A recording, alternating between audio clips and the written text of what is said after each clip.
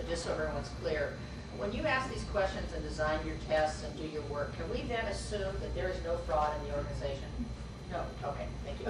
I just want you to make that clear, that doesn't mean it doesn't exist, but it means that you have looked at those likely areas. Yes. And didn't see it, but it's not a fraud audit. No. When you do an audit. No, it is not. It is, again, we look at where we see risks within that organization that would have some significant impact on the financial statements, because we're doing an audit of the financial statements. Now, obviously, you can do tests of things that are there, but it's the test of things that aren't there that are harder to detect. If the cash came in the door and then somehow left, or it never quite got to the door, that's going to be real hard. Any collusion that's occurring is very hard for an auditor to detect, because everybody's working really hard to try to hide it. So those kind of things can happen that the auditor just cannot make any kind of a positive. If you read the reports, they're not going to give you a positive assurance that there is no fraud. Well, and along with that, it should be reminded that the auditor doesn't work for me as the executive director, right? Yes. They work for the board of directors, and it's the board that is supposed to be contracting with them, and it's to the board that you make your audit report. Absolutely. Yes. Thank you.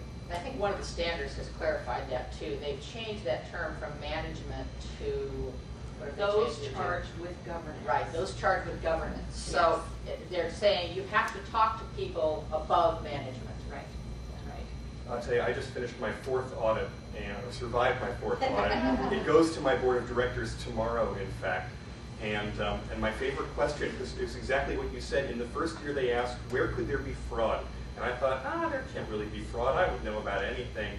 And this year, when I got the question, and I had some new staff working with me, I was really prepared, and I had a very devilish plan that I could lay right out there. But you know, you got to think of your organization from that kind of a perspective, because if someone's going to steal from you, or if I was going to steal from the organization, a transparent organization needs to put all of that out there, and the auditor is responsible to the board for identifying that potential. Absolutely. Absolutely. That's a great point. So let me ask you another question, and I know you want to open this up for questions. And we're okay for time for a little bit here. In a few minutes. Let's talk about, where should we go? The things that you're prohibited from doing in the course of the audit. Anything that you've got to keep your hands off completely? You mean as far as keeping independence? Mm-hmm. Yeah.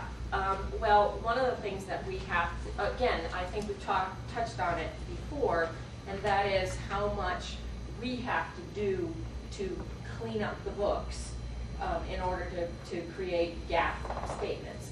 Again, as long as the information is given to us, it at least indicates that you may not have done it during the year, but at least by the time we came out and did the audit, you did get all the information together that was needed.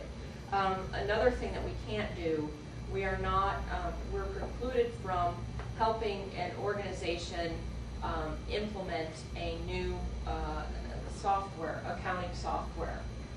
We're precluded from being able to, because basically, you know, we can't help them design their chart of accounts. Again, because those are the kind of things that then we're going to turn around the next year and do an audit on. And so we're, in effect, auditing ourselves. And so, you know, there are things, other things that we can't do. Basically, we can't serve to make management decisions.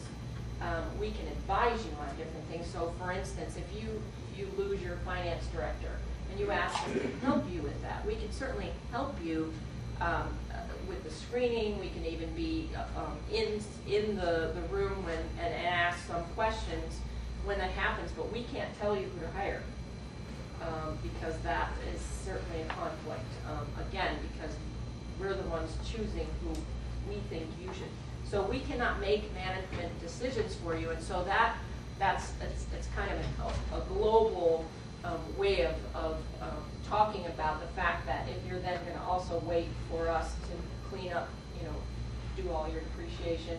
Again, the auditors can do the depreciation schedule as long as you provide all the information.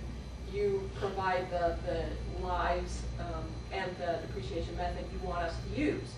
We can, though, put that depreciation into our software, or however you ask us to do, again, as a courtesy for you, but you're basically giving us all the underlying information. What about over the course of the year leading to the audit or the time period right after the audit? Can I call my auditor and ask for advice about whether something should be coded as earned revenue or contributed revenue, or how to structure the business in such a way? Does any of that interfere with your independence?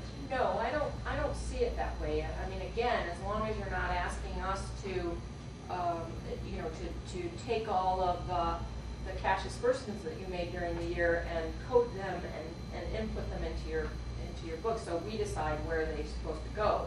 But if all you're asking is a basic gap question of, this is what I think we should do, or what do you think? Do you think this is right? Of course we can answer you.